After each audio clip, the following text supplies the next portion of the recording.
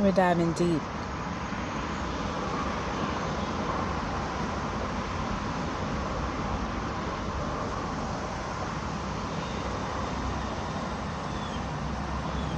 You already know we're diving deep into the sea of consciousness. Today, I would like to speak about the topic of Virgo's discernment and why it is of the utmost importance that Virgo energy is so discerning. While explaining this concept in theory, we will be visiting both astrology and the tarot. So if you happen to have a tarot deck at the ready, please pull out your Hermit card and the Moon card.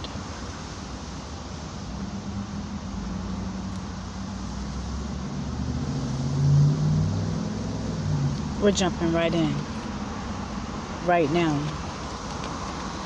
Virgo is pulling from the opposite polarity of Pisces, which a lot of astrologers assign the attributes of drunkenness, daydreaming, visionary, mystifying, shamanic. If they don't say shamanic, I don't hear that word thrown around too much, but I'm saying it, shamanic. Intuitive, empathic, deep, like so deep we don't know just how far down that mystery goes. Pisces, that's pulling from the collective unconscious, and that's associated to the Moon card when we're talking about the tarot, which also has a connotation of subjective imagery that may or may not can be trusted. Let me zone in a little bit closer to this card because I want you to see this lady's reflection. Can y'all see her reflection in this pool of water here? My, sun is shining.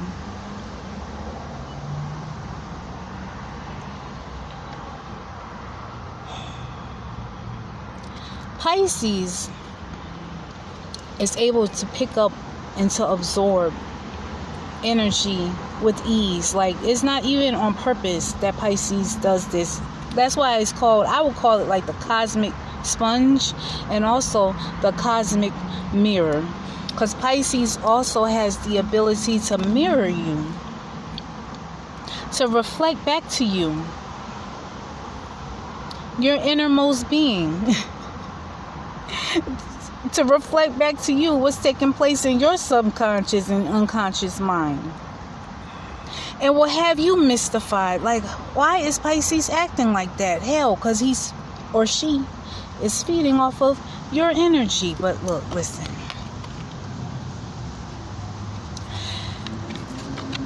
I'm just setting up the stage so that we know what Virgo is going through. It's pulling off of the opposite polarity of Pisces, which is picking up everything from everywhere within its environment.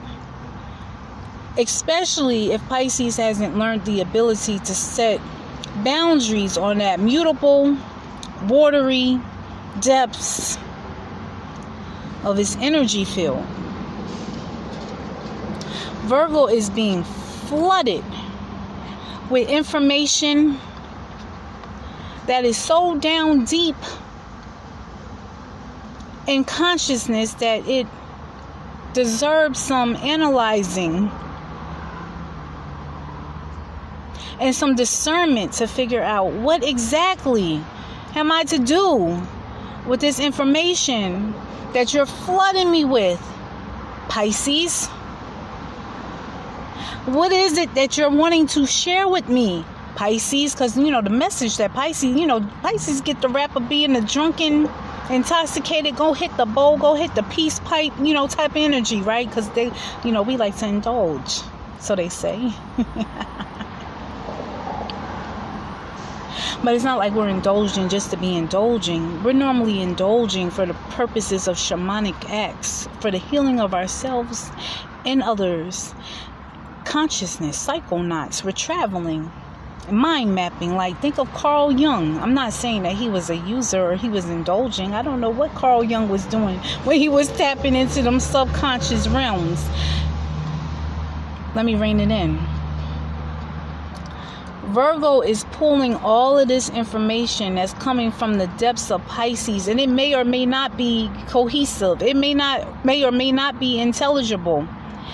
And so now Virgo needs to go, as you see, in hermit mode, in isolation, to cast off all of these outside influences so it can get to work, so it can get to the bottom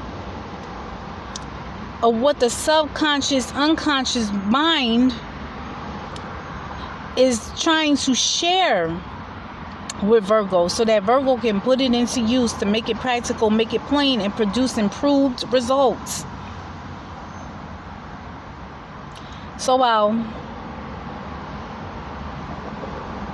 discernment is a term that's tossed around when describing Virgonian energy, I think it helps to get a little backstory as to why this discernment is just of the utmost importance and value.